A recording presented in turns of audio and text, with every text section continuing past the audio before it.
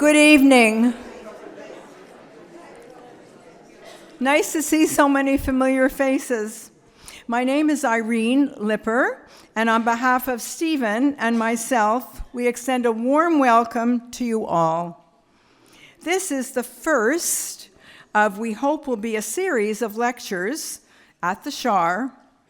We plan to bring important voices to you from Israel and the diaspora to inform, educate, and analyze the situation in Israel and abroad.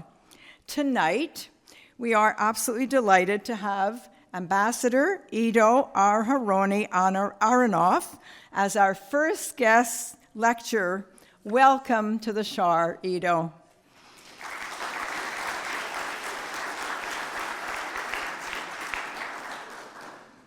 I will ask our good friend Louis Dobrin to introduce Ido, but first, our own Rabbi Adam Shire would like to say a few words.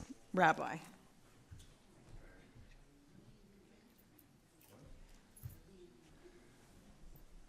Thank you very much, Irene, and welcome everyone. Erev Tov, and I will say as well Chodesh Tov, because we are turning a new page on the Jewish calendar tonight. It is now almost officially the month of ER, and I'll say two things about the month of ER. And number one is that if you would have asked us a century ago, what's the significance of the month of ER, we would say not much. There's a little day, special day here called Pesach Sheni, there's another day there.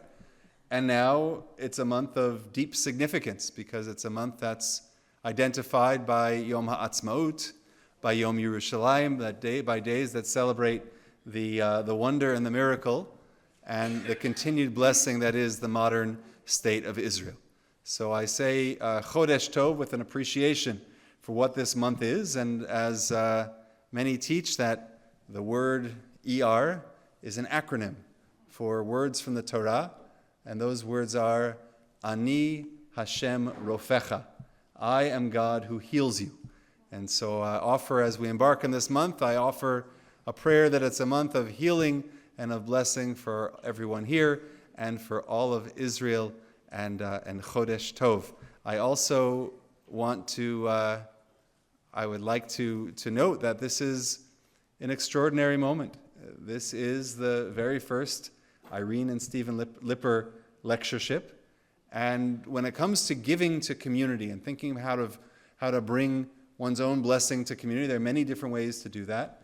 And in particular, at a time when we need community, and community, what defines community are the ideas that hold the community together, those shared ideas. And more importantly, in the shared ideas is a shared commitment to delve into these ideas and to debate these ideas and to understand them more and more and deeper and deeper. And so what a great way of bringing community and family and friends together than a dedicated lectureship. And in this congregation, a lectureship, a named lectureship, is part of the great history of this congregation. Part of the history is many of the great families of our community, their lectureships, the Bronfman lectureship, the Steinberg lectureship, the Shushat lectureship.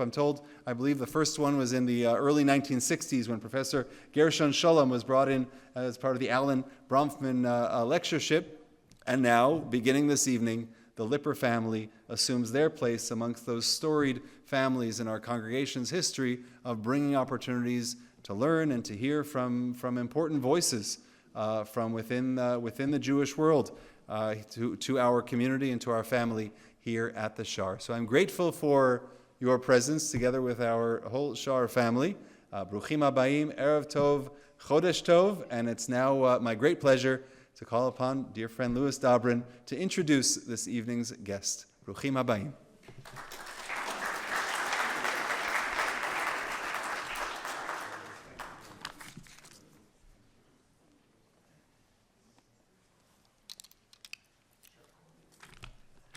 Rabbi Shire, Rabbi Ellis, ladies and gentlemen, I am pinch hitting for Stephen Lipper this evening as his voice is out of commission and he is saving what he has of it to thank our speaker, Ido Aharoni, at the end of his talk. Before I introduce our speaker this evening, I would like to say a few words about Irene and Stephen Lipper, who have sponsored this lecture and evening. Rosalie and I feel fortunate to be included in their intimate circle, and we feel like family. Everyone knows that they are a very special couple and a Shar family to their core. Irene's mum, the inimitable Rosetta, who, like Stephen, was a recipient of the Samuel Brofman Medal, devotedly helped Rabbi Shushat write The Gate of Heaven, the story of Congregation Shar HaShamayim. Stephen, or I may say Dr. Lipper, due to his honorary doctorate from the Hebrew University, organized the extraordinary tribute dinner honoring Rabbi Shushat for his 50-year tenure at the Shar. And their devotion to the Shar has continued with the constant support of our synagogue, be it through the Yom Kippur teach-in year after year, to attendance at regular Shabbat services, and to their generous sponsorship of this lectureship. Born in Tel Aviv to a family that settled in the land of Israel in the 1870s, Ido Aharoni joined Israel's Foreign Service in 1991 and steadily built a distinguished career. From 2010 to 2016, Aharoni served as Israel's Consul General in New York, becoming its longest-serving Consul General. He was responsible for relations across New York, New Jersey, Pennsylvania, Ohio, and Delaware. His tenure overseeing economic and cultural relations was marked by an emphasis on building partnerships in universities, businesses, and cultural institutions, and promoting dialogue across communities. In Manhattan, Israel is a local story, and Ido shrewdly made great effort to reach out to the Black and Latino communities. Under his leadership, the consulate became a hub for showcasing Israel's innovation and creativity to American audiences. Ido is a founder of the Brand Israel program. After retiring from full-time diplomatic services, Aharoni transitioned into academia, consulting, and public speaking. He has served as a global distinguished professor at New York University, where he teaches on national brand, public diplomacy, and international marketing. He has also taught at Touro University and University of California in San Diego. As a consultant and board member of several entities, he advises governments, cities, NGOs, and companies on how to define and communicate their core story, manage reputation risk, and engage stakeholders effectively. Among his clients are several international conglomerates, including MasterCard, the Libra Group, and Bank Leumi. Aharoni is closely tied to Tel Aviv University, where he is a member of its Board of Governors, and the Hebrew University of Jerusalem. It is at Hebrew U that Stephen came to know and greatly admire Ido Aharoni. They developed a close friendship. Few people have a more extensive network than Stephen Lipper. His daily emails are legendary. In establishing this lectureship, Stephen knew instinctively that the best placed person to give the inaugural lecture would be Ido. Ido is unusual in that he is both a micro and macro man. Ido brings heart, humor, and a grounded presence to every presentation he gives.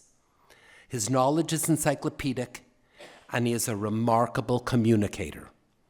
As you will see for yourself, Ido brings depth, context, and clarity to complex issues. He has his ear to the ground, and whenever I hear him, I come away teeming with insights. Tonight's topic is Israel and the New Middle East. There is no dearth of material to speak on, as we are living in momentous times. The world seems to have crumbled into disarray. Change in the way war is conducted is tectonic. The 12-day war against Iran last June, combined with the recent military operations of both Israel and the US against Iran, have shattered the illusion of Iranian strength. The overwhelming degradation of Hamas, Hezbollah, and the Houthis, along with the end of the Assad regime in Syria, create new realities on the ground. And for the first time since 1993, Israel is in direct talks with Lebanon, and apparently there's a ceasefire that has taken hold today. I'm so excited to hear what our guest speaker tonight has to say on these and other issues that will define the new Middle East. Ladies and gentlemen, please give a welcome to Ido Aharoni.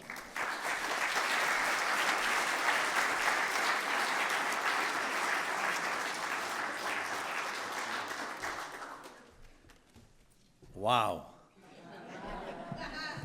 Let me tell you, I'm deeply impressed by my own CV. You presented it so well. Best I've ever seen. Thank you so much, really, Louis. Can you travel with me? Wherever I go and speak, I'll bring you with me.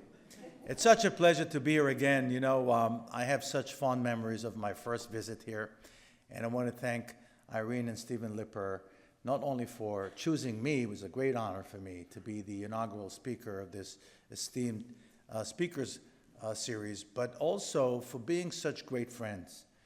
We've known each other for a few years now, and I really feel that I practically know the whole family. I know their daughter is here tonight, but I've already met their sons in LA, in Florida, and I can only echo what Louis said about their generosity and their support for Israel. And for me, I have to tell you, as an Israeli diplomat, I'm moved every time I run into someone who's so passionate about Israel. It does something to me in my heart. Because I want you to know, we don't take it for granted that you care about Israel. We don't take it for granted. We appreciate it. And we are full of gratitude that people take the time to come and hear about the situation back home and to learn about the complexities of the situation in Israel and the region. So what I would like to do today, in the time that I was given, is to try and share with you some insights about the situation, about, are we indeed looking at a new Middle East or not? What has changed since 10/7? What has changed since the war in Iran? And so I'll try to do my best to squeeze everything into the time that I was given, about 3 hours. And then, if you're still up, we'll open the floor for your questions. And please, there are no bad questions. There are no bad questions, so don't be shy, don't be bashful. I want to thank Louis for pronouncing my name correctly, by the way. It doesn't happen to me very often. My name, Ido, gives me a lot of grief. I-D-O, most people, when I handed them my business card, they said, oh, Ido? I do? Idaho? A few years ago, in a similar setting, I discovered that my last name, Aharoni, which means in Hebrew belongs to the clan of Aaron, can give me no less grief.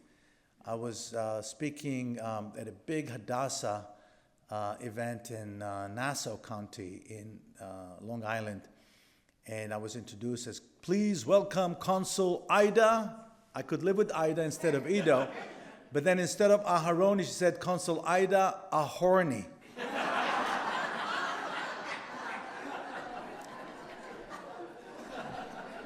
500 women in the ballroom. So I looked at her, I said, well, now I understand why they all came. They wanted to see for themselves this Israeli diplomat with this peculiar name. In any event, it's such a pleasure, really, to be introduced properly. And I'd like to start my series of insights that I'd like to share with you with with one thing that doesn't really change, and that's change itself. You know, Alvin Toffler published a book back in 1970 called Cult of Future Shock. I don't know if you remember that. It was a bestseller. And in Future Shock, Alvin Toffler made a very compelling argument. He said the pace of technological innovation is so rapid that there will be a point where the humanity will experience global psychological meltdown. This is, he wrote in 1970. There'll be a point, he said, where we will experience a global mental meltdown. So my first insight, my first observation tonight to share with you is that I suspect and I fear that we are living right now through that global mental meltdown. What are the reasons for that meltdown, and how does that relate to what is happening in the Middle East? And certainly to the way events in the Middle East are being perceived by audiences in the West, in places like Canada, in places like Montreal. So Yuval Noah Harari, who's a product of the Hebrew University that Stephen and Irene are so connected to, and we are also blessed to have here Monette, who's the reason I know the Lippers. She's a former chairwoman of Canadian Friends of the Hebrew University. Yuval Noah Harari noted in his famous book, Sapiens, that the human brain hasn't really changed in terms of its characteristics and capacities in the last 400,000 years, which means that this brain that we all have, humans that lived 400,000 years ago in a cave had the same brain with the same abilities. Now try to understand the meaning of this. This is very profound. It means that this brain that we all have was never designed to handle hundreds of digital stimulations that we're handling every day. Think about your day. How do you start your day? I can tell you how I start my day. Before my first coffee, and of course, you know, in my age, I have to wake up in the middle of the night. Okay, so I wake up in the middle of the night to go to the bathroom. I'm barely awake. I grab my iPhone and I check my messages in the middle of the night. Okay, but then I wake up in the morning and first thing I do, I check my WhatsApp messages, then I have my Facebook Messenger, and then I have my LinkedIn messages, and then I have my emails, and then I have my text messages, and I have this. And before my first coffee, the level of anxiety is already up here. What am I missing? What have I done wrong? What do I have to do? And so I begin the day with an unprecedented level of stress. Now, anxiety has several implications, several repercussions. One is we tend to make mistakes.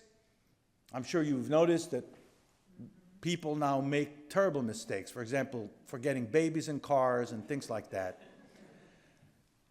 But also, when we are overwhelmed, what happens to our brain is that it begins to crave simple solutions to highly complex problems.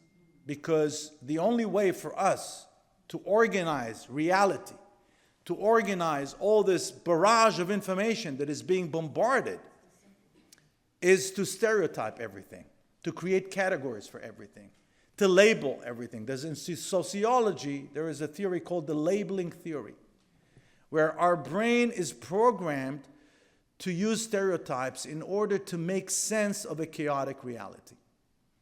That's where identity marketing comes in, and identity politics comes in. What is identity politics? It's the reduction of human beings to only one aspect of their existence: their skin color, their sexual preference, their religious belief, whatever that may be. Taking one element of your identity and saying, this is your defining angle, this is your defining dimension, and therefore you're being expected to behave in a certain way. For example, if you're gay, you cannot be a Zionist.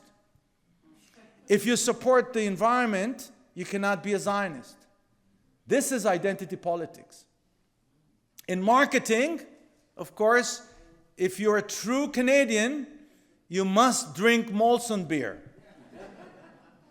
If you're a true American, you must drive a Chevrolet. You remember those campaigns from 1970s, 1990s? Right? These are all manifestations of the same tendency. So how is it affecting the Middle East? In a very profound way.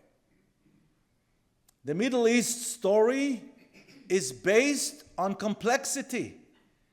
The information revolution, the algorithm, is training the human brain to think with no critical judgment, without deploying any judgment whatsoever. We call it mindless consumption of information. And 99% of the information that we consume is white noise, meaning is irrelevant to our lives. Maybe 1% is critical, substantial.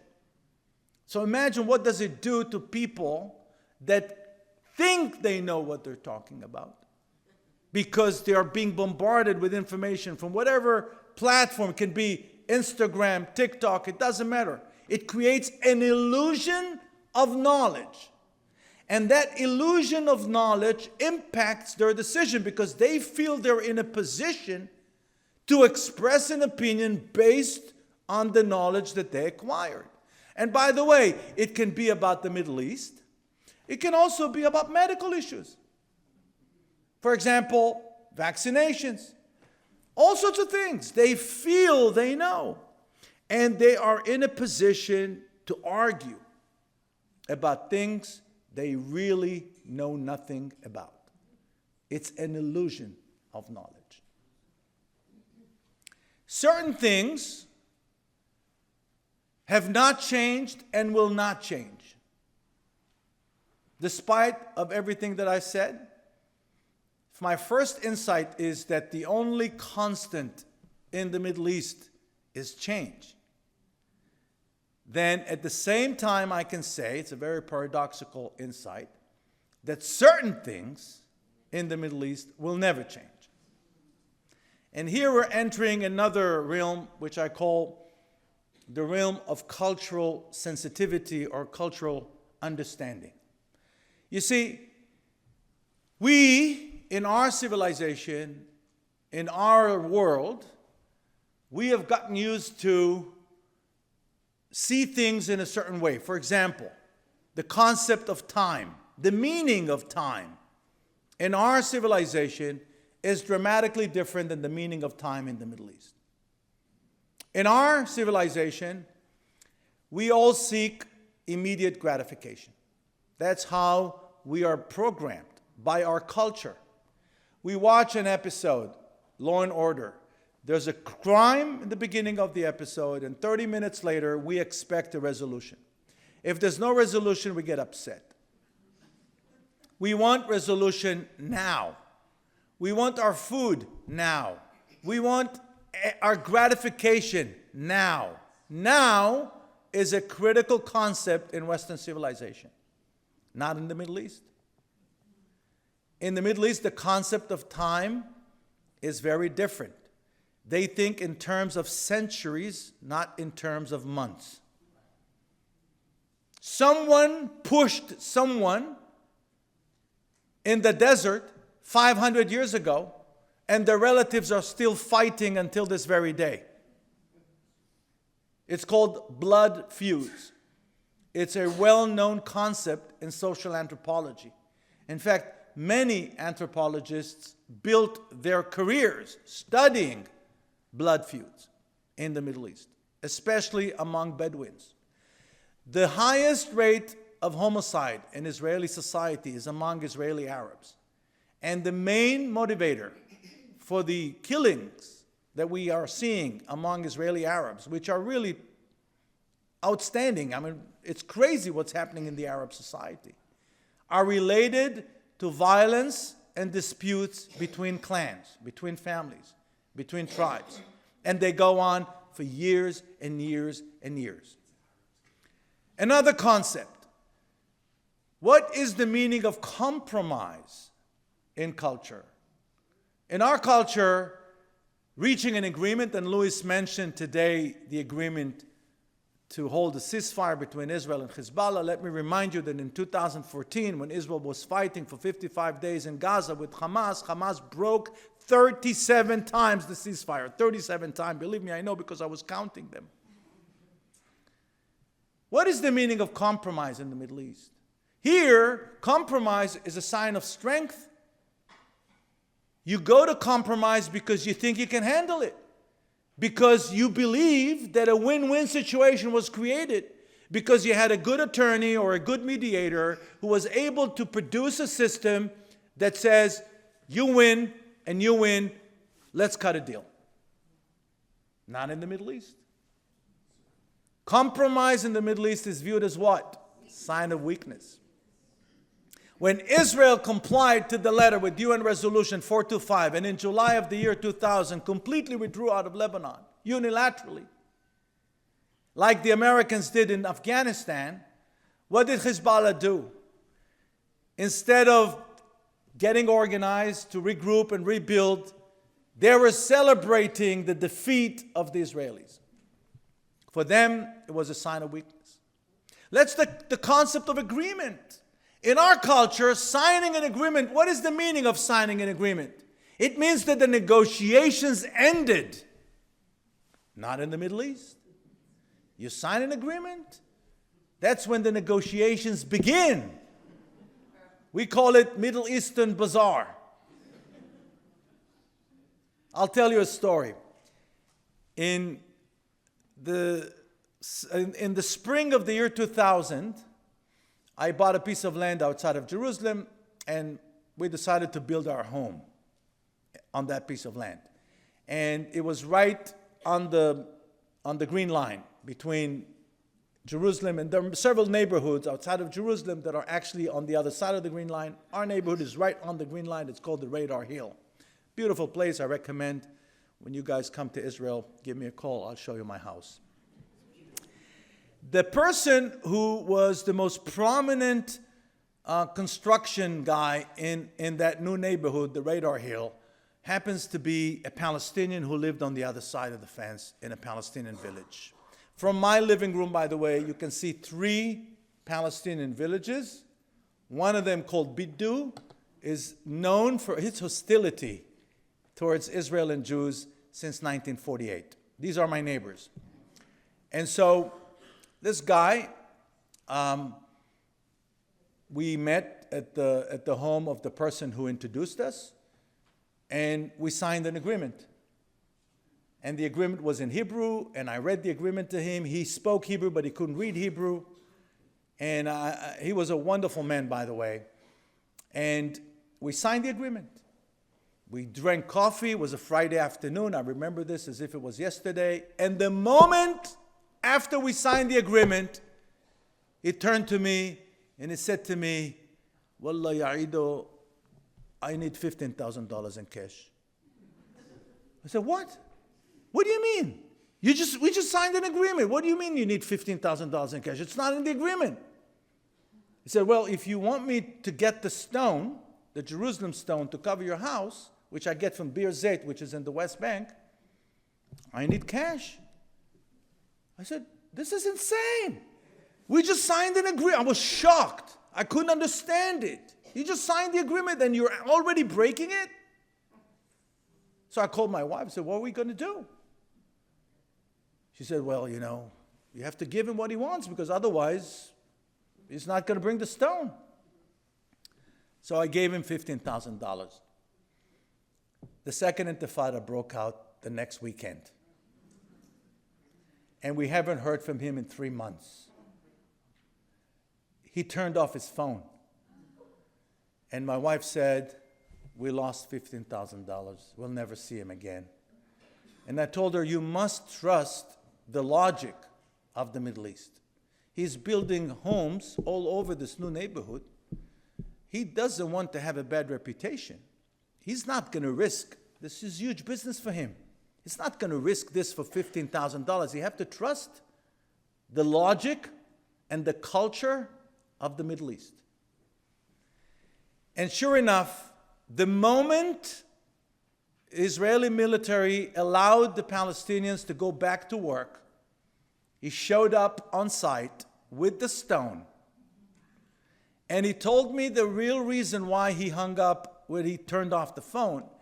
He said that Hamas took over the mining site and demanded ransom. And he said, all the money that you gave me, I paid them ransom to get the stone out. So I lost $15,000. And I believed every word he told me, by the way. So that's the Middle East. Different concept of time, different concept of agreement, different concept of the meaning of negotiations, different concept of the meaning of compromise.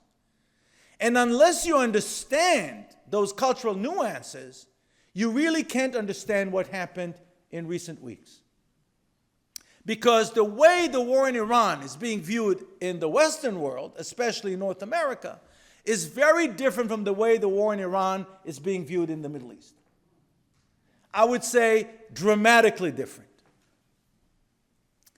For one, what is being viewed as a mixed result in the Middle East is being viewed as a big success. Think about what really happened here. Iran is a sworn enemy of the United States since 1979. It targeted the United States since 1979. Earlier today over lunch, we were talking about how supportive Israel was of Iran in the 1950s, 1960s, and the 1970s, to the point much of Iran's modern infrastructure, the bridges, the highways, were built by an Israeli infrastructure company called Solel Boneh. I personally knew people that their parents, Israeli engineers, lived in Iran and worked in Iran. Israel was nothing but friendly to Iran. And yet, when the Ayatollahs took over in 1979, their first thing to do, the first item on their agenda, was to declare that Israel has to be destroyed. Of course, for them it was part of something much larger, an anti-Western sentiment, anti-American sentiment. But Israel was on their agenda from day one. The United States was on their agenda from day one. And I don't have to repeat the history of the United States with this particular Iranian regime. So once the Americans decided for the first time since 1979 to make sure that the Iranians are being held accountable for everything that they've done, from taking the American hostages to attacking the Marine barracks in Beirut in 1983, killing nearly 300 American soldiers, all the way to the reportedly attempt on Donald Trump's life, the attempt to kill the Saudi ambassador in Washington, D.C., the responsibility for attacking twice the Israeli embassy in Buenos Aires and the Jewish Community Center in Buenos Aires known as AMIA. All those things, destabilizing regime in Syria, in Bahrain, in North Africa, in Latin America, all over the world. Attacking the second largest Shiite country in the world, Azerbaijan, and so on and so forth. The list is endless. Not to mention the fact that the number one victim of this Ayatollah regime are the Iranian people themselves. Before the war started, on average, since 1979, you should know the numbers, this regime killed on average 2,500 innocent Iranians every year since 1979. In recent weeks before the war started, the estimate is anywhere between 30 to 70,000 Iranians that were massacred by their own regime only because they dared to protest against the regime. And for the first time, there is an administration in Washington, D.C. that is not interested in just kicking the can down the road, but actually is willing to punish the Iranians and demand accountability. The first time since 1979. And so a lot of people are examining the outcomes from a very critical perspective, and I get it. Some of them simply because they dislike President Trump. I get that too. But my job as a professional in the field of diplomacy and foreign policy is to look at the real picture and look at it without involving my own emotions and feelings. And what I see is, for the first time since 1979, a united Arab front against Iran. That's what I see. What I see for the first time since 1979, a real significant devastation caused to the Iranian military complex. Now you have to understand, Iran is a country of 94 million people. Territory nearly the size of Alaska. Almost 4 times the size of California. Their military complex is being run and managed by nearly 1 million people. 1 million people. When you take the number of members of the Revolutionary Guard, the Basij, the regular army, the Secret Service, the entire apparatus is about 1 million people. Now, if we assume that each and every one of those 1 million people takes care of another 6 or 7 members of their family, you're already looking at millions of Iranians that their livelihood is dependent upon the regime. Add to that the people that are genuinely supportive of the Islamic Revolution and the Islamic rule. So you're looking at about 20% of the Iranian population that is tightly linked to the regime. They are, relatively speaking, well organized, but more importantly, they have access to money, they have access to natural resources, and they have access to weapons. Which means that the remaining 80%, for them, it's almost an insurmountable challenge to overthrow the 20% that control all those assets that I just described to you. And so for us, Israel, to look at a situation where the entire Arab world is united against Iran is priceless. Let me remind you what happened in 2024. Israel took out Ismail Haniyeh, who was one of the leaders of Hamas, so-called the face of Hamas to the world. But Israel did that while Ismail Haniyeh was visiting Tehran. And not only that, Israel did that while he was being hosted by the Iranian government in their official guest house. And not only that, Israel did that when Ismail Haniyeh knew that he was being targeted, and he was trying to avoid by switching his location every 2 hours. And yet, somehow, God knows how, he found his destiny in Tehran. And the Israeli Air Force, and I'm assuming the Mossad had something to do with it, made sure that he's united with his God. Now,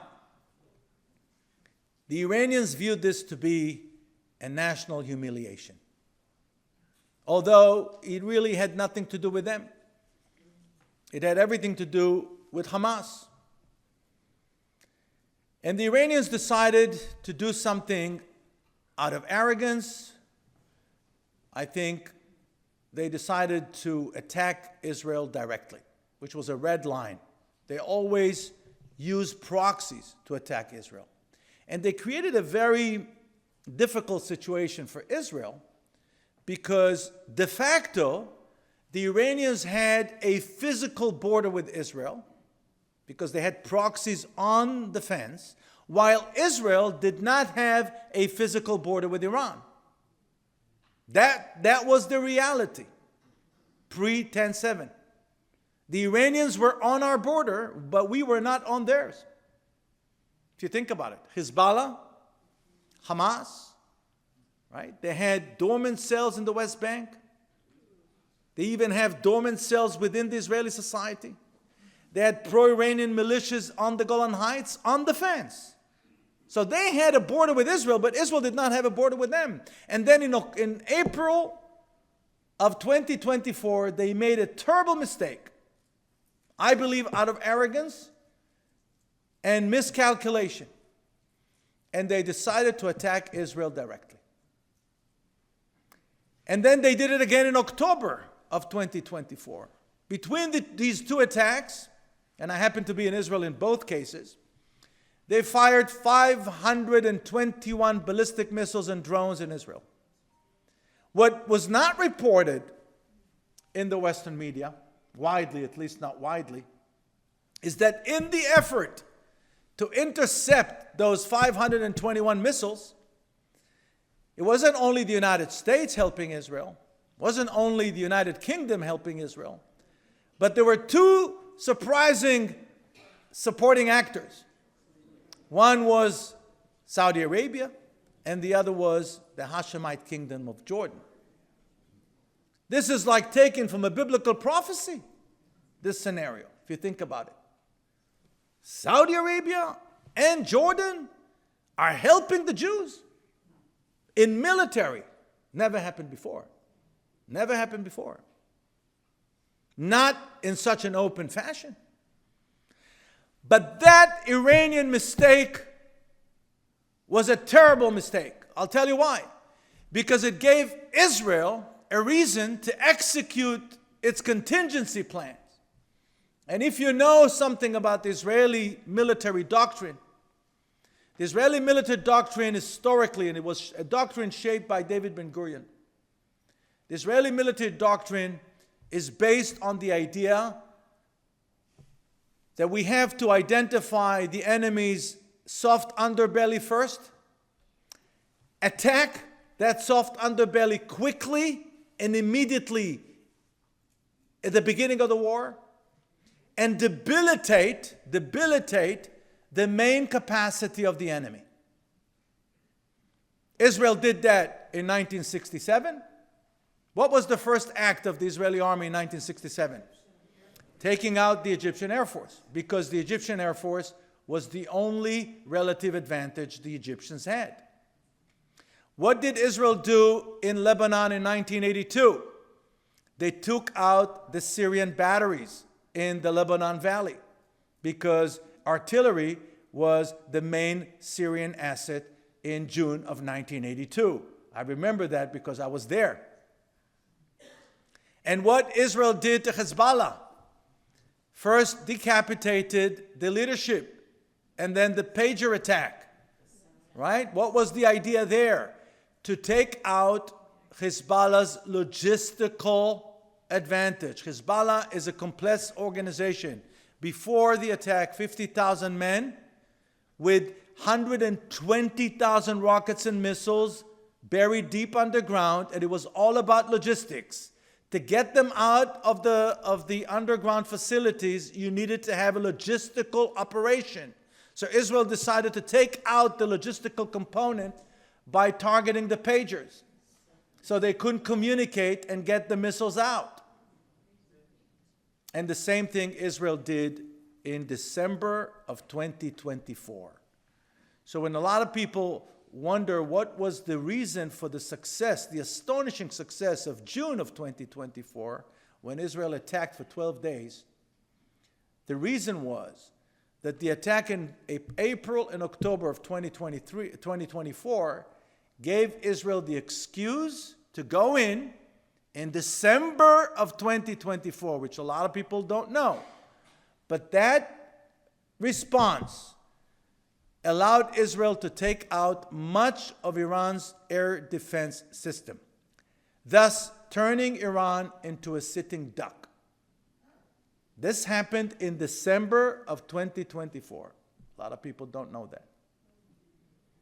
And so one of the reasons for the timing of this particular war is the fact that the Iranians were beginning to recover from this major blow that Israel handed them in December of 2025. And we have to remember that. This is something that a lot of people do not talk about. So what I see is not only an united Arab front against Iran, but I see Iran that suffered a major blow, it's true that the leadership tells the Iranian people a different story. They're still telling them the national narrative of resistance. You know, the Iranians invented a new concept in international relations. It's called winning by losing. The fact that we lost the war, but we're still standing, is actually a victory. Very similar to what the Egyptians said after 73. Now, I have to say that sometimes it's important to be able to tell your people a story, a narrative that they can live with, but it has to be a narrative that make them feel good about themselves. I'm not so sure that the Iranian people feel good about their own regime after this. Now, the big question is how this is going to develop. What's going to be the end? Well, we don't know. Obviously, everything is in the hands of the Americans. Israel, in this war, was only a supporting actor. It was not a leading actor, despite of the fact that if you read the New York Times, you probably believe that Netanyahu dragged Trump into this whole thing. I can tell you, firsthand knowledge, this is all baloney. Trump didn't need Netanyahu to drag him into anything. I'll tell you a story which I don't know if we have any press in the room, but if there is press in the room, do we have press in the room? No? Okay. So I'll tell you a story. So in August of last year, 3 months before the national elections in the United States, I met with a dear friend of mine in Manhattan for a breakfast, and she was born in Tehran, and she's a very prominent American Iranian Jew, and also very, very wealthy. And she told me that the night before our breakfast, she attended a small fundraiser for Donald Trump in Manhattan. Only 20 couples were there. Each couple had to write a very big check to be in that fundraiser. And she said, we were the only Iranians there, my husband and I. The rest were Syrian Jews. It was hosted by a prominent Syrian Jew. And when it was the time to ask him questions, she, and he knows them both because her husband is in real estate too, she said to him, Mr. Trump, you know me, you know my husband, you know my family history. I want to know one thing. I care about only one thing. What are you going to do about Iran if you're elected? This is August, before the elections. And he said to her, and she's telling me this the following morning, he says to her, rest assured, not only that they will not have nuclear weapons, I'm going to dismantle this regime. This is what I'm going to do. I'm going to do something that no president has done before. So, forget what you hear about in the New York Times. There was a video that surfaced of the young Donald Trump in 1980, 1 year after the revolution. I don't know if you saw that, being interviewed on American television. And he said, I don't understand why we're not bombing the hell out of the Iranians. He said it in 1980. So it's nothing to do with Mr. Netanyahu. This was his conviction for decades. Now let me say this to you. When you join the Israeli army, when you join the police force here in Montreal, they teach you a basic rule. They tell you this. In order for your enemy to succeed, 3 preconditions have to coexist. Your enemy has to be motivated to attack you. Your enemy has to have the weapons to attack you, and the enemy has to have the opportunity to attack you. When all 3 coexist, that's when you have the calamity. That's when you have 9/11. That's when you have 10/7. That's when you have Pearl Harbor. That's when you have October of 1973. All right? Now, cultures, systems, political systems, legal systems differ on the emphasis they put on those 3 elements. Some cultures say, we understand our enemy is highly motivated. We understand our enemy may even have the weapons. Our job and our effort would be to deprive the enemy of the opportunity to attack. And so what do? They physically send people to the streets, usually police or Secret Service. How do we call those places? Police states. This is North Korea. This is Syria of Assad. This is Iran with the Basij. All right?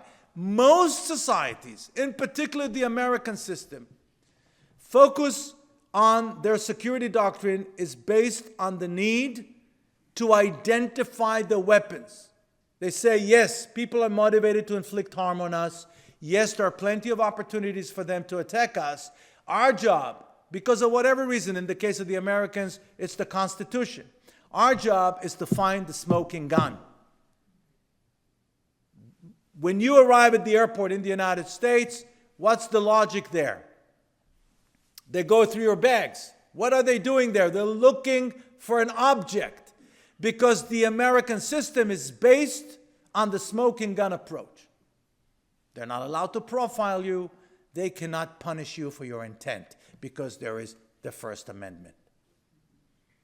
Israel is perhaps the only country or one of the few countries in the world that its entire security doctrine is based on the permission to punish your adversary for their intent only. In other words, the Israeli security doctrine is designed to identify motivations first. When you arrive at the Israeli airport, what's the first thing they do? They ask you those 3 stupid questions, right? Now, we all think that the answers are important, right? And they are important. But what's more important is for you to know that 95, if not 99% of all the information that they need about you is already collected before you arrive at the airport. Because in Israel, profiling is a necessity. It's not a luxury. And the purpose of asking you those 3 questions is to assess your mental state. Are you nervous? And those young kids are trained to assess your mental state. It's the best lie detector in the world. And if they have a reason to take you to a room on the side and continue with the interrogation, it's because the way you answer those questions did not satisfy them. That's how a system based on... Now, you take those differences and you translate them to the debate between Obama and Netanyahu on the issue of Iran. And Obama was saying, I can prevent the Iranians from getting a bomb, producing one bomb. And Netanyahu said, and I'm simplifying this for you, that's not enough because you're not addressing the motivation. And what if this regime will develop a nuclear agent, a biological agent? What if the Iranians will contaminate all the water resources in the Middle East? What about that? So we talk about nuclear now, but what about biological warfare? What about chemical warfare? There's so many things they can do if you will not address the motivation, if you will continue to kick the can down the road, if you will not punish them for what they've already done, if you will not hold them accountable for what they believe in, then we have done nothing. We're just postponing the day we will have to face that problem. That was the debate between the Israelis and the Americans. Exactly that. And so the current administration is looking at Iran differently. And they say, you cannot possibly think it's a good idea to let the most dangerous regime in the world to have access to the most dangerous weapon in the world. And so I hear that critics of the war claim that Iran did not present an imminent threat to America, and therefore this war is wrong.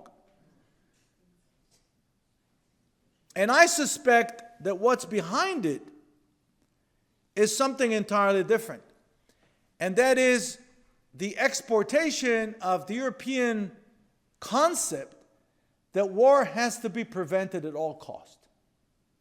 Now, this is a concept that emerged in Europe after World War I, actually. When World War I was the most peculiar thing, but no one really knows why it broke out. And so the Europeans were shocked. Why all this devastation? What for? What was the reason for it? right? And the Europeans paid such a heavy price for World War I that between World War I and World War II, the prevailing convention was that war must be stopped at all costs, that war is the worst thing that can possibly happen. That's why European countries were trying to appease Hitler. Because in the name of the same principle. God forbid. Everything but war. No war. Well, let me tell you something. There's one thing worse than war. You know what it is? Losing one. Losing a war is worse than war. Because when you lose a war, you lose your freedom, and in many cases, you lose your life. So what we're seeing today is the same sentiment, and astonishingly, in Europe. Astonishingly, they have learned nothing from history.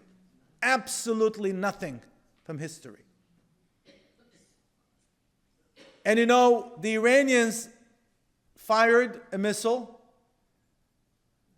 that hit Cyprus. Cyprus is a member of the European Union. This was not enough to have the European leaders to say, we understand why we may think that the way the war is being conducted is wrong. We have our own opinions, blah, blah, blah. But to say that this war is illegitimate because the Iranians do not represent an imminent threat, this is a bad joke. Now, insight number 4, which I will conclude with that, maybe share with you a little bit more about Israel. The real way to view the war is in the context of the United States' efforts to effectively deal with China.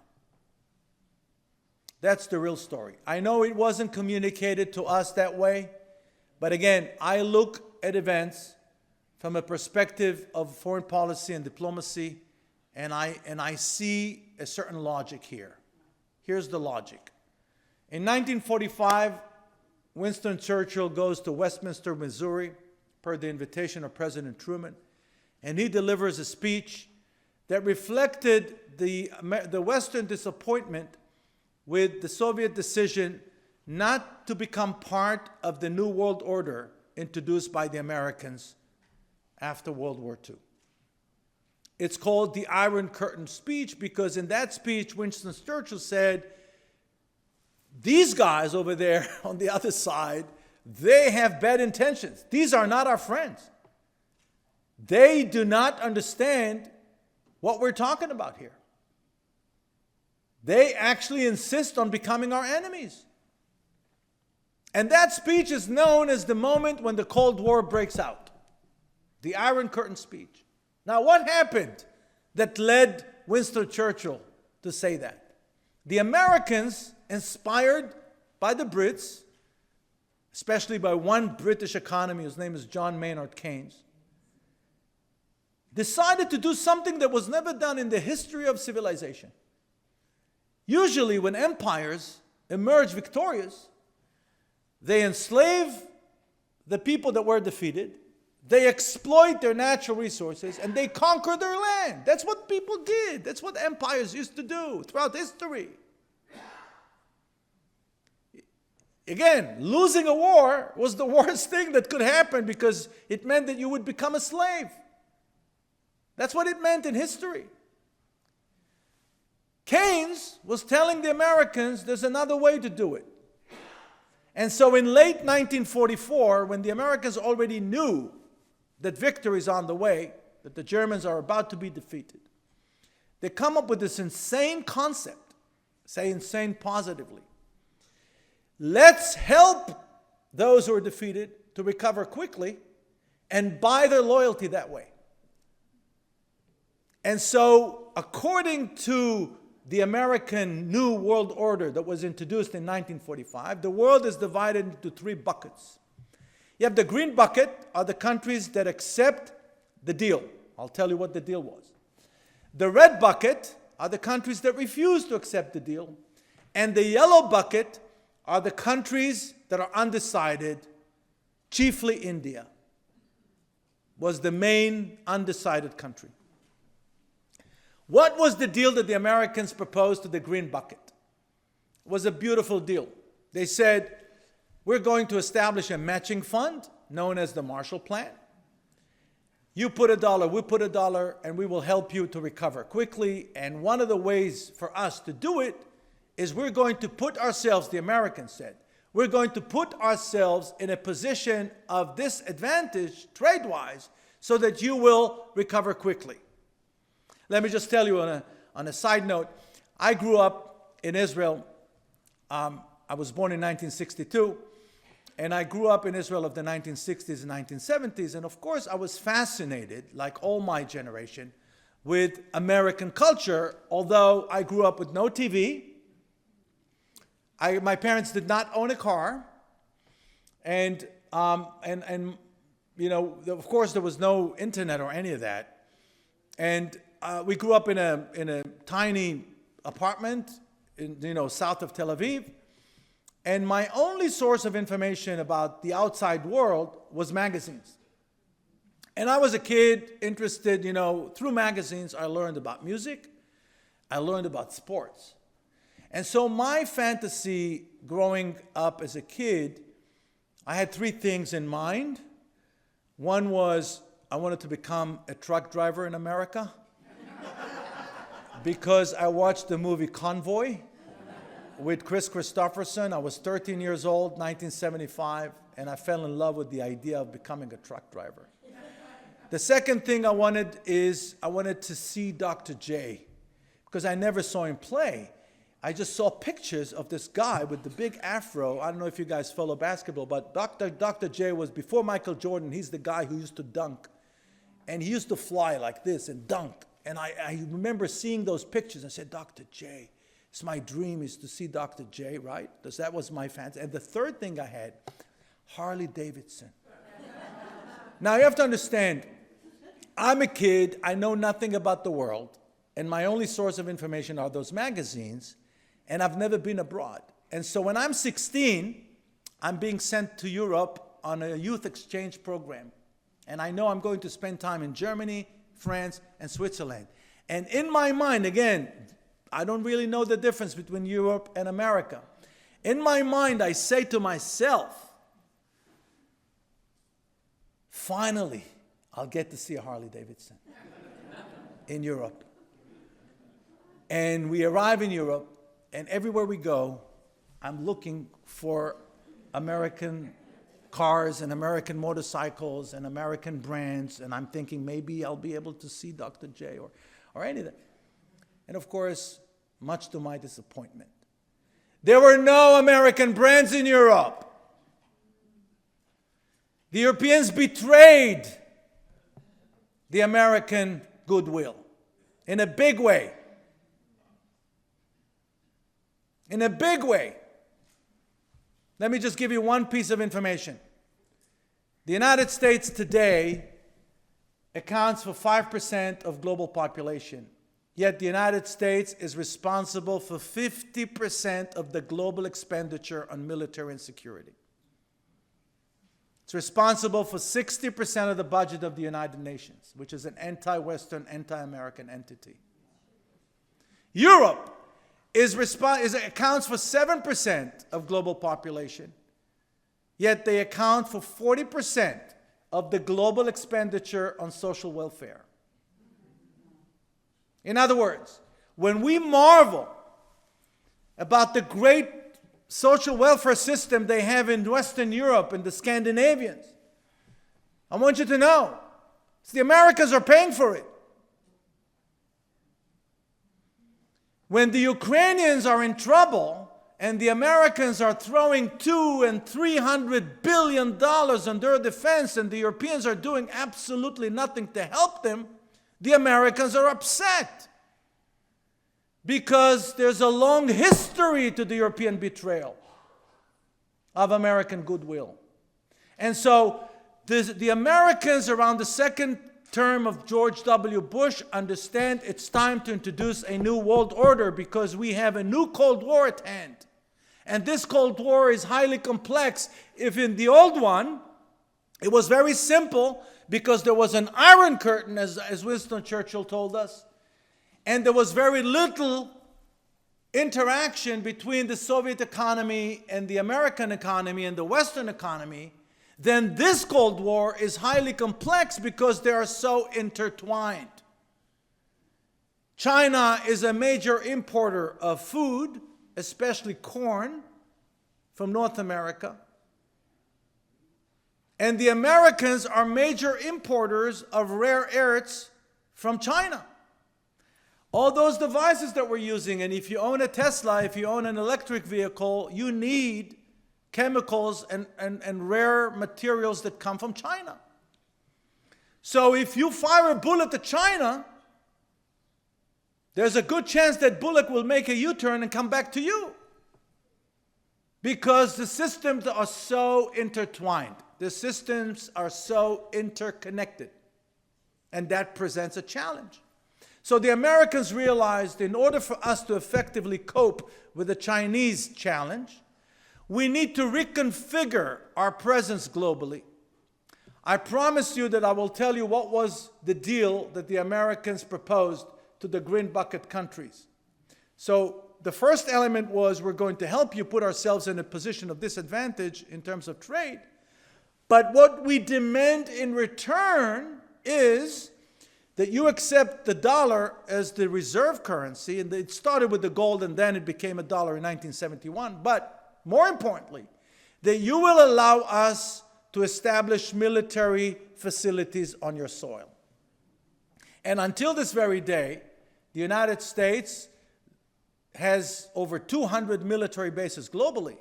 And there is no precedent to that of a global empire that has such global military presence like the Americans have today. That was the deal. That was the deal that the Soviets did not want to be part of. Now, why China is such a big issue? Because China became very quickly, after World War II, during the 50s and the 60s, the United States was the leading manufacturing power in the world. China became the leading manufacturing power in the last 30 years. 25 years. What brought them to that situation actually was a decision by an American president. And that president was? No, Bill Clinton. Bill Clinton, during the last 2 weeks of his time in the White House, signed the documents that allowed China to join the World Trade Organization. Big mistake. Why did he do it? Because the Americans misfired a missile that hit the Chinese embassy in Belgrade, and the Chinese demanded compensation, and he should have known better, and he admitted them into the World Trade Organization. The reason why China became such a great manufacturing power is because they really don't care about their own people. So I don't know if you know something about how the Chinese system is built, but if you leave your region, you're not entitled to health. So that reduces the cost of your employment. So the Chinese government basically allowed people that have no health care, that have no real rights to work in those factories and really work for nothing. That's why production in China was so inexpensive. Now, this is a major challenge for America, and it's not Donald Trump's challenge. It started way before Trump. I'm telling you, it started during the second term of George W. Bush. And I just want, I have nothing. Actually, I think George W. Bush is a great person, and I like him. But I just want you to think about it for a second. This is a thought tonight before you go to bed. Close your eyes and imagine the world if Donald Trump, if George W. Bush had decided to attack Iran after 9/11 and not Iraq. Just think about it for a second. The world would have been a different world, a much safer world. And a lot of people, again, is this narrative that Israel pushed him to fight, to attack Iraq. It's a complete lie. It's a complete lie. In fact, most Israelis at the time thought that he should have attacked Iran because it was clear that Al-Qaeda was inspired by the Iranian Revolution, by the Islamic Revolution, by the Islamic Brotherhood. It was clear. And all of them, by the way, even Boko Haram in Nigeria is inspired by Iran. ISIS is inspired, all of them, Sunnis, Shiites, they're all inspired. It has nothing to do with religion, by the way. It has everything to do with control, especially control of women. There's nothing spiritual about that. So when you look at what the Americans did in Venezuela, when you look at what the Americans are talking about in Greenland, when you look at what the Americans are doing in Iran, when you look at what the Americans recently did with Indonesia, what is the one thing all those actions have in common? Energy. Why energy? Because it's the Chinese soft underbelly. China is consuming 13 million barrels of oils per day. Just for comparison, India, with a larger population, is consuming 5.9 million barrels a day. Huge difference. So China is a major consumer of oil. So by doing all those things, Venezuela, 95% of their oil production goes to China. 40% of the oil that goes through the Straits of Hormuz ends up in China. When you look at all those things that the Americans did that may seem to people as incoherent, especially because of the way the president is communicating things, I see a clear strategy in place.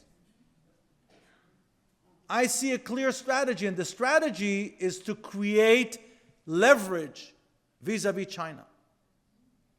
There's a reason why Donald Trump postponed his visit to Beijing.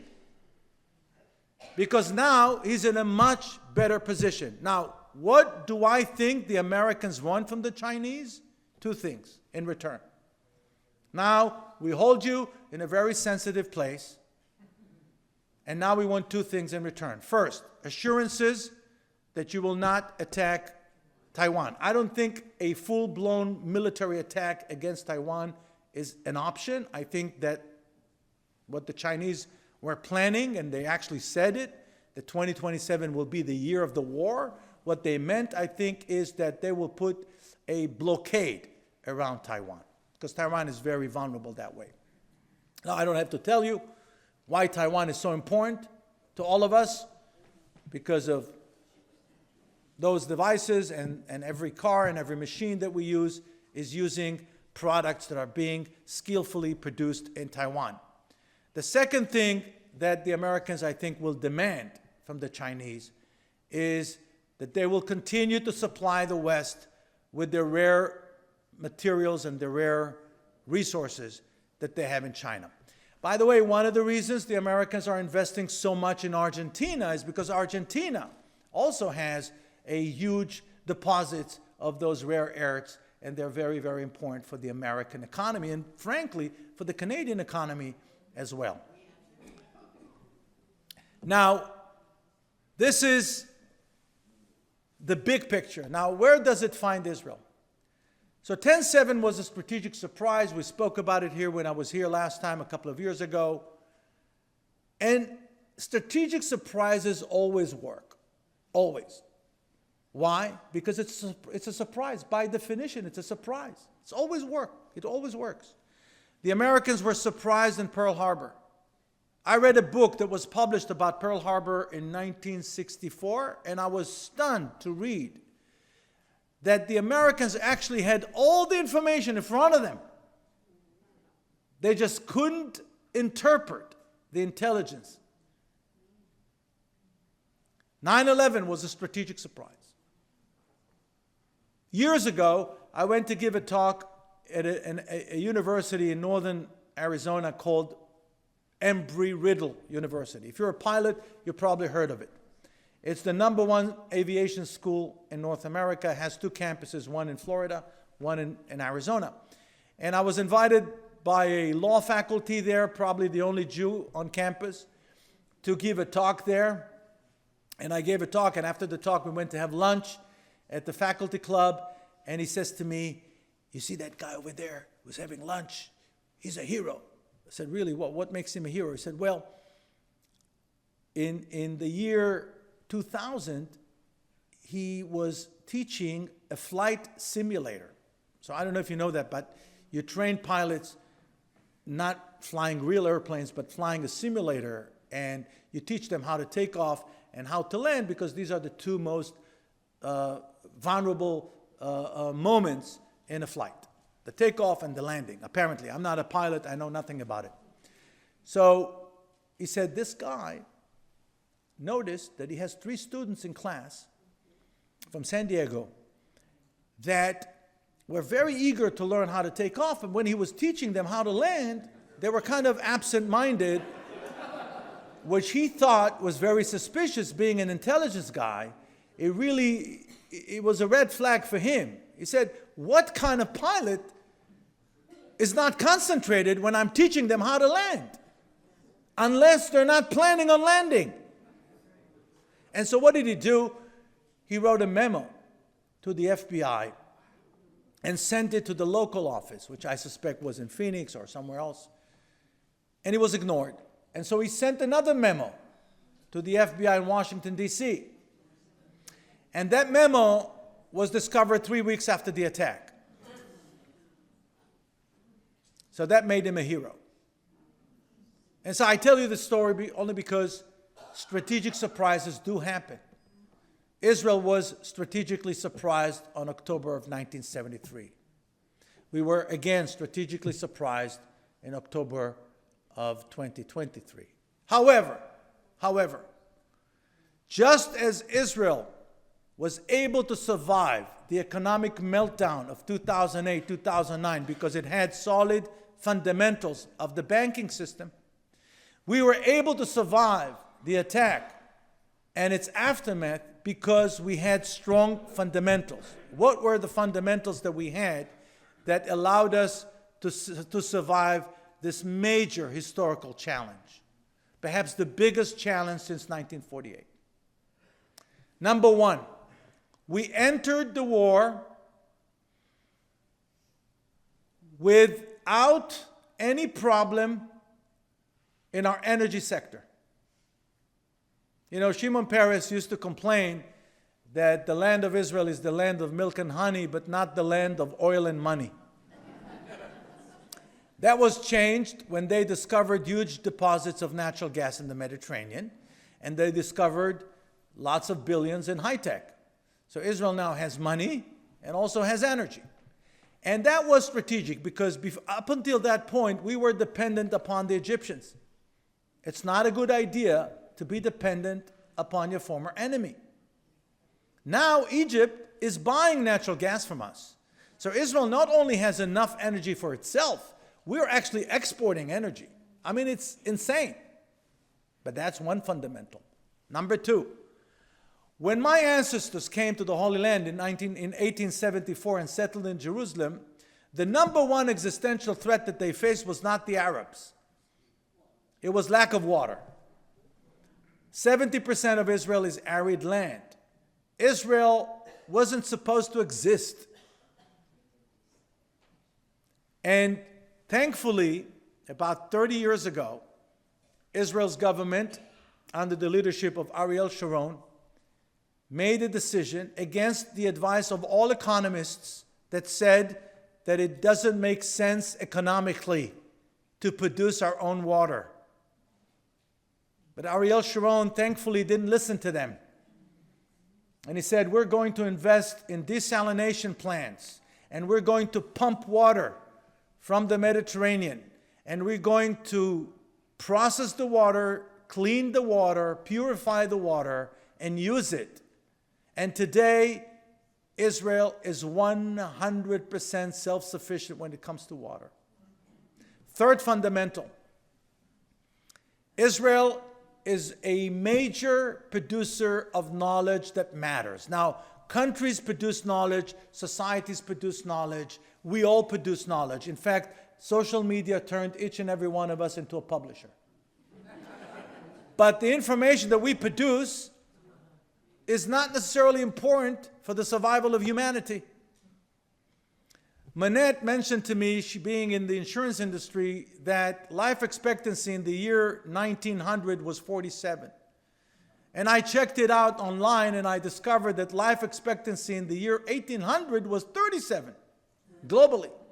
When I grew up, when I was born in Israel, the average lifespan of a man was 65 years. Men did not live more than 65. That was the average age, life expectancy, 65. There were 2.5 million Israelis when I was born. Today there are 10.5 million Israelis, and life expectancy in Israel is 81. In America it's 79, so I always tell Americans, if you want 2 more years, move to Israel.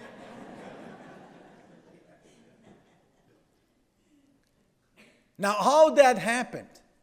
How in my lifetime, and by the way, in my grandkids, there are babies. I have 4 grandkids, God bless them, under 3. Their life expectancy is already 95. So how did it happen that in my lifetime, life expectancy in Israel went up from 65 to 95? It happened because of the ability of Israelis to produce knowledge that matters. Knowledge that changes lives. I was a consultant to a company that is now traded on NASDAQ, and I'm not saying it because I want you to buy their stock, that developed a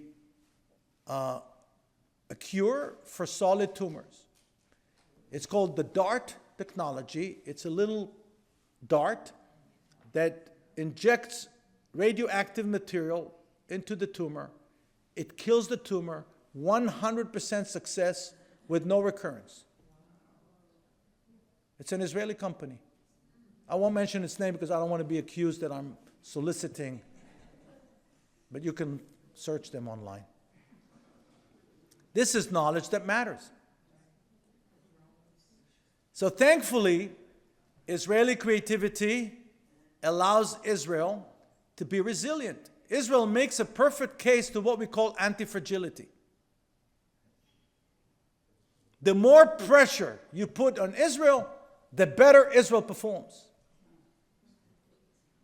This is something that Yahya Sinwar did not take into account when he made the decision to launch the attack on 10/7. And the last fundamental, and I will leave you with that, is the response of the Israeli younger generation. April was here somewhere, hosted me in Florida. Where's April? When I brought my son. My son's first vacation from Gaza was a few months after the attack. I believe it was February after the attack. And he went on vacation, and I said to him, you're coming with me to America. We'll go to a good NBA game, and then we'll go to Florida. And April hosted us. And I remember saying in front of a big room of Canadians, I remember pointing to my son, telling the Canadians, you see, him and his generation, Yahya Sinwar was not counting on their resilience. And the next Ben Gurion will come from that generation, I said, in your house, if you remember. And I really believe that. The response of the Israeli younger generation was incredible, historical. My son's unit expected, when they called the soldiers on October 8th, they expected 100% turnout, 150% turnout. People that were already living abroad for years, that the army erased them from the books, showed up. People that lived in the Netherlands for 5 years showed up. Right? Show me another younger generation in a Western country that instead of running away from danger, they're running into the fire. That's what we have in Israel. And that's why the fundamentals were so strong, and Israel was able to sail safely through the stormy waters of the Middle East. So in conclusion, I don't know if there's a new Middle East. I can tell you that certainly there is a new spirit in the Middle East that says accountability is on the way. If you do something, expect to be responsible for its implications. And if you're engaged in something bad, post 10/7, there will be zero tolerance on the part of the Israelis. And it has nothing to do with who's the prime minister. I can assure you, it doesn't matter who's the next prime minister. Israel will respond harshly to every challenge. Israel will respond decisively to every challenge. Because we learned the lesson the hard way on October 7th. And I know that Stephen wants me to start the Q&A session, but please welcome the host, my host, Stephen and Irene Lipper. Amazing, amazing, amazing.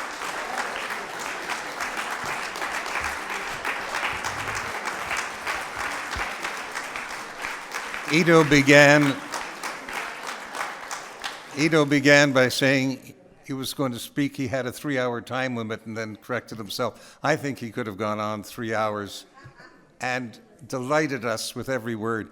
I promised everyone you're going to hear a speech with clarity like you've never heard, where every word rings with solid meaning and something that is so crystal clear. But I'll thank a little bit later. There's a microphone in the middle of the room. We have an opportunity to ask questions, and Ido is as good at Q&A as he is at delivering a speech.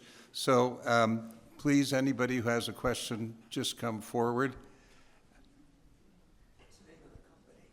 And, all right. The question is, what happens if the Democrats win?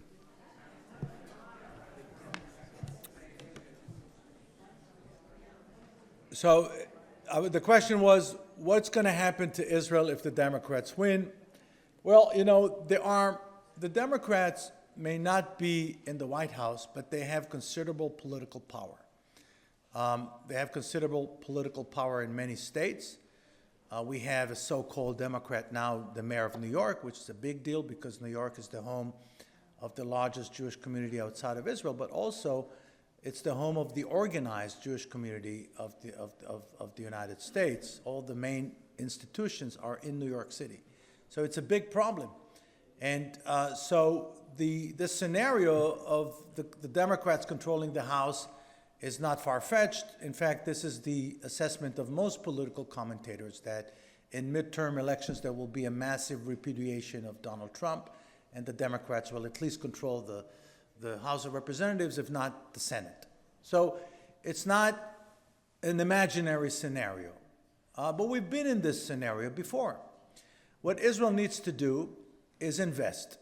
We have research that just came out a couple of weeks ago, conducted by the most celebrated market research company in the United States called ARU, A-A-R-U.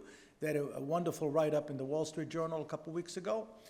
And what they said, they looked at Gen Z specifically because Israel has a problem with the younger generation. What they discovered is that it's true that most of them hold a negative position when it comes to Israel, but at the same time, their position is not really deep-seated in any conviction. They're very impressionable and they're very persuadable. So what it says to me is, first of all, there's something that we can work with here, and the onus is on us. It is incumbent upon the Israelis and the Israeli government and the Jewish community to invest in them and first present the correct facts to them, because remember, they have the illusion of knowledge. They don't really know what they're talking about. But they feel they know what they're talking about because they just saw a TikTok movie, a TikTok video.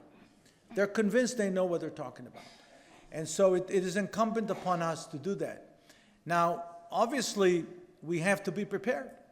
We have to be prepared for this scenario, the eventuality of Americans cutting foreign aid, Americans refusing to supply Israel with arms, even sell arms, so it may be an arms embargo on Israel. These are all things that we should be prepared for. And I'm, I know that the Israelis are already planning for that scenario, because how do I know that? Because if you remember, weeks before the war in Iran started, who came to Israel? Modi. Meaning, And that would be my advice. If I could give Donald Trump an advice, that would have been my advice. The solution from a strategic, conceptual point of view to the challenge of China is India. Now, India has its own issues, but if India becomes a major manufacturing power, you diffuse the challenge posed by China in a big way. So Israel today has to develop ties with India so that India becomes that place where we manufacture what we need. It's not just ammunition. We need airplane parts. We need vessels. We need all sorts of things, and we can find it in India because we cannot find it in China, and there's a risk in America. By the way, there's a risk in Canada. Canada used to be a very intimate friend of Israel. It's not the case anymore with this particular government, but things can change. If tomorrow there's elections in Israel and there's a different prime minister, all of a sudden you'll see a different attitude, a different relationship. Believe me, I've seen that in my own eyes throughout my years in government. Yes, please. You sort of beat me to it, because that was going to be my question based on that idea that America has supported Israel so much, but the population of America is changing. And I'm wondering what you think in the future, if the population is not so much for Israel, the leader of America, the president who will be, might not be so much of a friend of Israel. And yeah, so I'd like to try and discuss this from a different angle. Let me say something that will surprise you. And I know it's not a big deal for Canadian Jews, because Canadian Jews have always been very Zionistic for historical reasons. American Jewry is dramatically different. So I would argue that we've never had more Zionists in the United States than we're having today. And let me explain. So the big migration from Eastern Europe to North America started in mid-19th century. And a lot of people say it was only because of the pogroms, but the truth is that the main reason was poverty.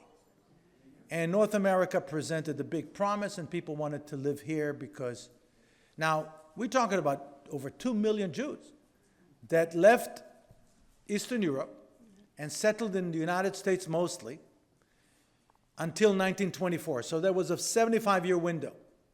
1924, it ended with the Johnson-Reed Immigration Act, which the American enacted in order to stop, by the way, the same arguments that Donald Trump was making 100 years later.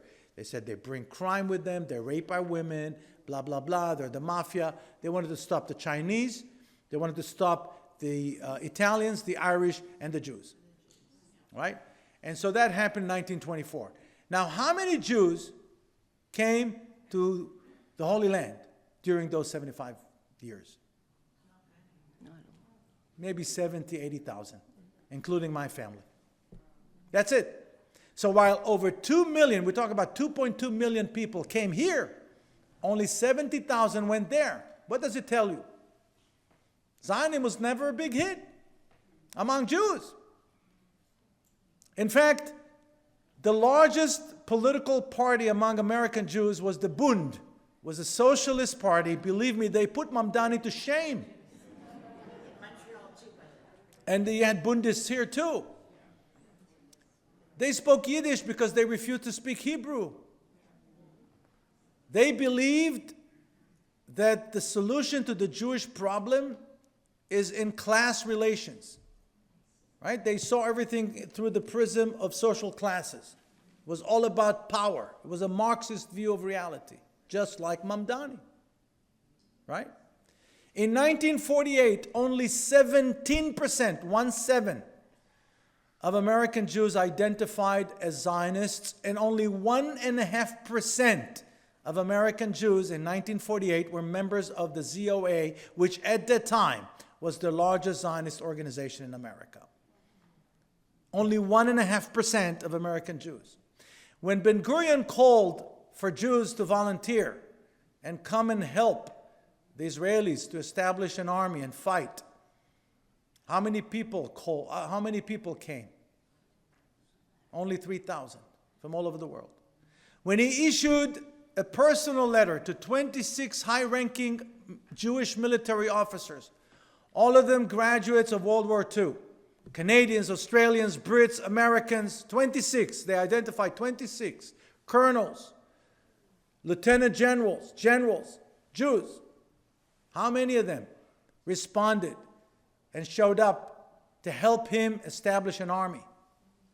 One. Colonel David Mickey Marcus, who was killed in June of 1948. Friendly fire. So all that to say that what's happening today is highly unusual. When it comes to the American government, please remember this. The United States did not help Israel militarily until 1973. When Israel stunned the world in 1967, it was largely thanks to the help of the French government, not the American government. The American Foreign Service is notoriously pro-Arab. Notoriously pro-Arab. You know why? There's a very simple explanation. Because there are 55 embassies in Arab countries and only one embassy in a Jewish country. So it means that most American diplomats get to serve in an Arab nation. They fall in love with their hosting country, just like here, every Israeli diplomat falls in love with Canada. It's a natural thing. So, we tell ourselves a story. It's not necessarily an accurate story. America was not that supportive of Israel. In fact, in the 1940s, Canada was more sympathetic diplomatically to Israel, to Zionism, than the United States. Brazil was more sympathetic diplomatically to the plight of the Jewish people in 1948 than the United States. The Nazis were marching in the streets of New York in the 1930s. There were 17,000 Nazis in the Madison Square Garden. There are pictures in the archives of that event, right? So we tell ourselves a story. It's not necessarily accurate. So I'm not saying that we should welcome the changes that you're talking about, and I agree with you. Israel is going to face some very difficult times in America. There's no question about it. We are already facing difficult times here in Canada. It's going to be the same in the United States. There's no doubt in my mind. No doubt in my mind, and you're 100% correct. All I'm saying is that we've been there before. It was much worse before. And we'll overcome.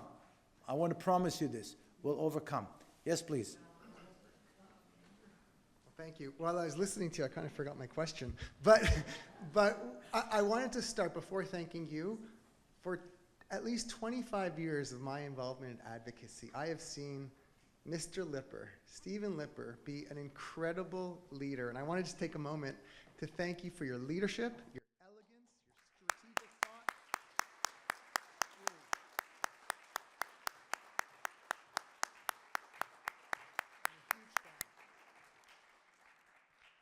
I actually have I think it's a small question. It's around Al Jazeera. We know that information in the last, especially with social media, we've all seen how Al Jazeera has been this fuel, has been a poison that has been spreading so much misinformation. And I'm wondering, now that Donald Trump apparently has a very good relationship with Qatar, Qatar, as I understand, has been a victim in this war.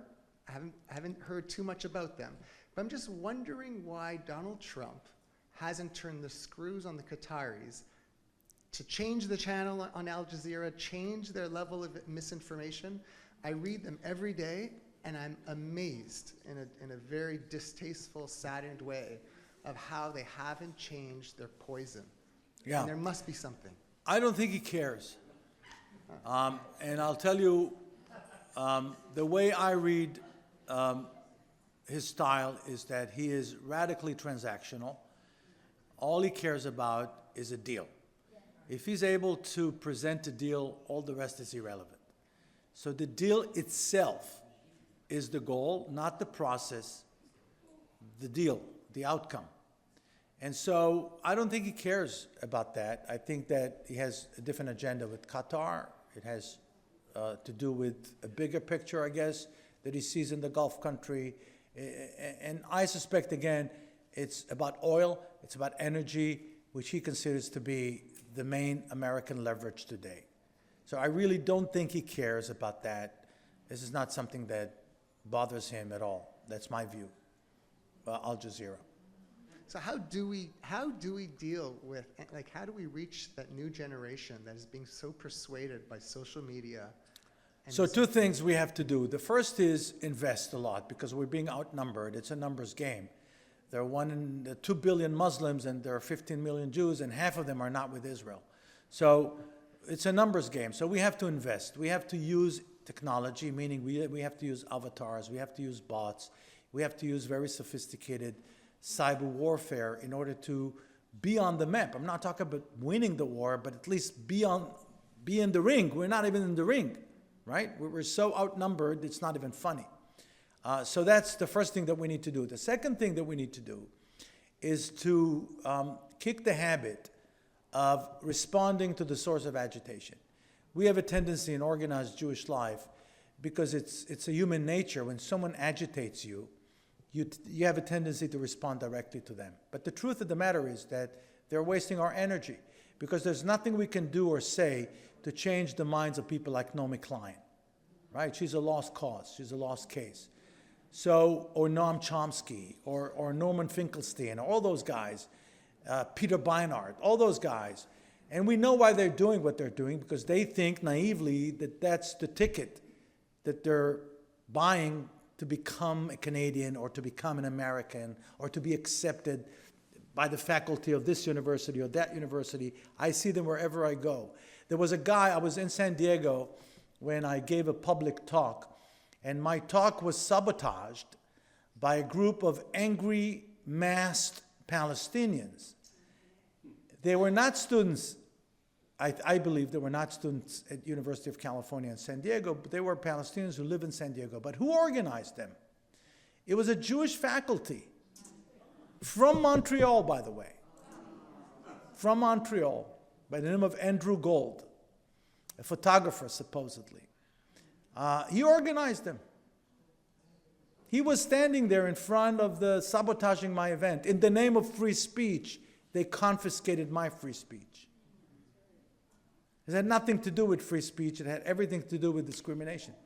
So the way you do it is by kicking the habit to waste energy on the agitators and focus on the vast majority of uninterested people in the middle.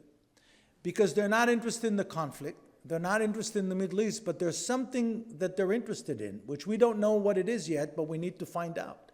Once you find out what they care about, you go back, you look at your inventory, and you say, oh, okay, you care about sports.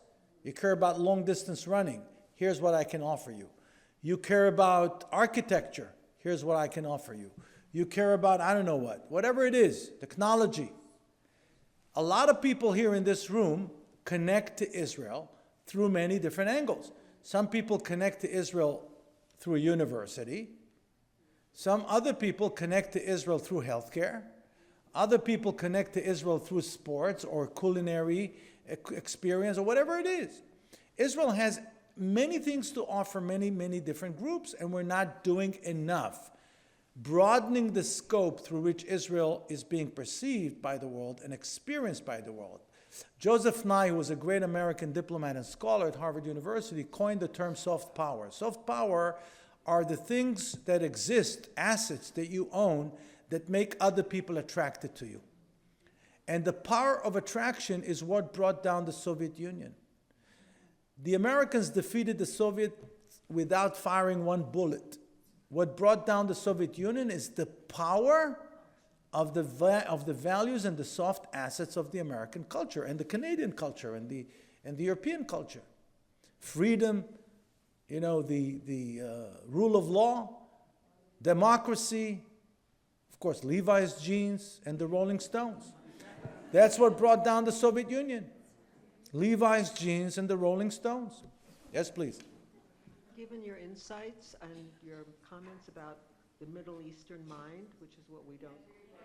Oh, given your insights in your comments about the Middle Eastern mind vis-a-vis agreements and how it's not quite what we understand and there's full of surprises, I'd like your opinion about the Abraham Accords as an agreement. Big success, because think about it.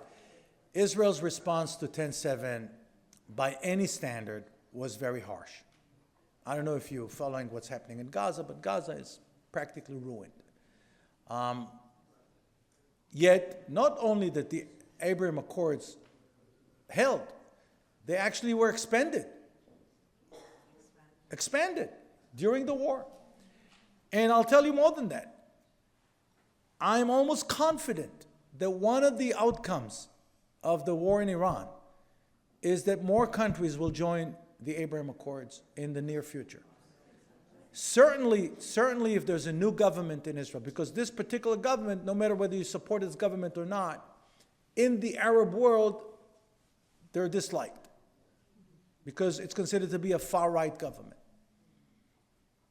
So certainly if there's a new Israeli government, for sure, but even with this current government, you'll see.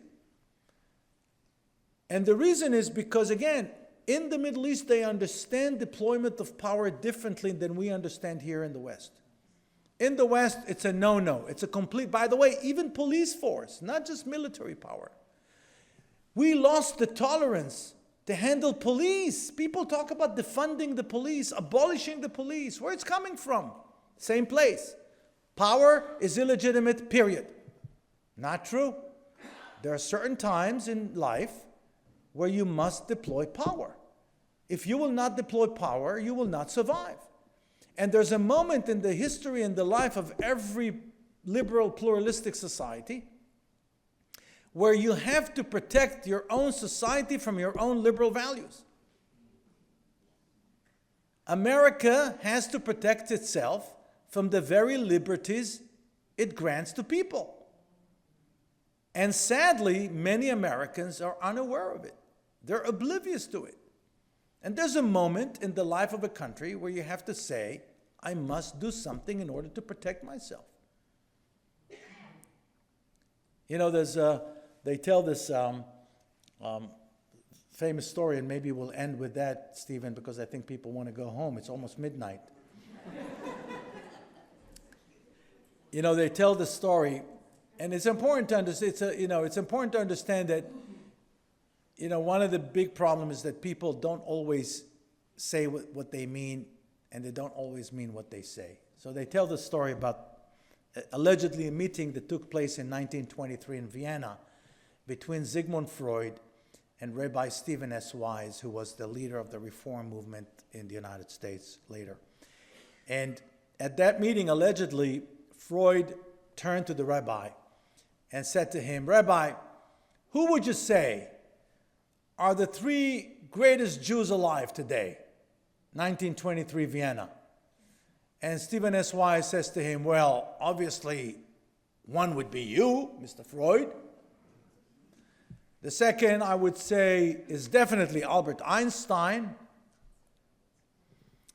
And about a third, I can't really think of a third, he said. I can't think of a third. Freud says to him, Rabbi, why don't you be the third greatest Jew of our time? And the rabbi said, no. Absolutely no. Freud looked at him and said, Rabbi, one no would have been enough.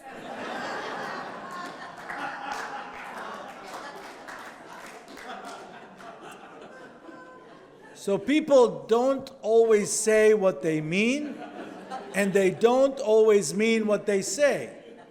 So the lesson that we learn from this is that in the Middle East, as long as you're strong, and this is the legacy of David Ben-Gurion, as long as you're strong, as long as you have a strong army, because remember, what was the first thing Ben-Gurion wanted to do when he became prime minister? We're talking about it earlier today. He wanted to acquire nuclear military capabilities. Now, this is insane. Israel had nothing in 1948. No money, no export, no economy, no industry, no science, zero, zilch, nothing. And he was fantasizing about nuclear weapons. Why? Because he understood the Middle East. And he also knew how he's going to pay for it. The Germans. The Germans are going to pay for it. But he couldn't say it. And it was controversial. You have to understand, a big chunk of the Israelis, certainly the survivors, did not accept it, that Israel is taking money from the Germans. But he couldn't explain to people why he was taking money from the Germans. Not because he liked the Germans, because he knew that he had to make a deal with the Germans to secure the future of the Jewish people. And he said, the scenario of the unilateral extinction of the Jewish people will never happen again. You can try to extinguish the Jewish people, but it will never be unilateral again. And on this happy note, thank you so much. God bless you. You have one more question, or do you want? Okay, we'll We end. can do it in person. She's a wonderful journalist, by the way, but our friend. Okay. Ladies and gentlemen, just before you leave, let me say a very big thank you, a number of thank yous. First of all, to my partner in this venture and in life, Irene, for conceiving of this project. To Rabbi Shire for his wonderful words of welcome. To Louis Daubrin. I want to say, Louis has not received the recognition he deserves.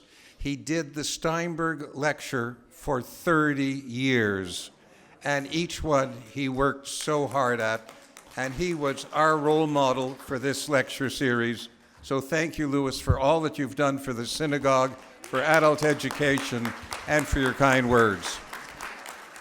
And finally, to our guest speaker, wow, he is amazing. Ido is so good that he's given us a problem. What do Irene and I do for the next speaker? How can we possibly equal this? I don't know. But Ido, for your insights, for the breadth of your knowledge, for the dignity of your passion for Israel and understanding the culture, the connections, the history, every aspect of the Middle East and the world, we thank you so much for giving us this inaugural lecture. You were outstanding. We appreciate you. Thank you, Ido. Thank you all for coming. Laila Tov.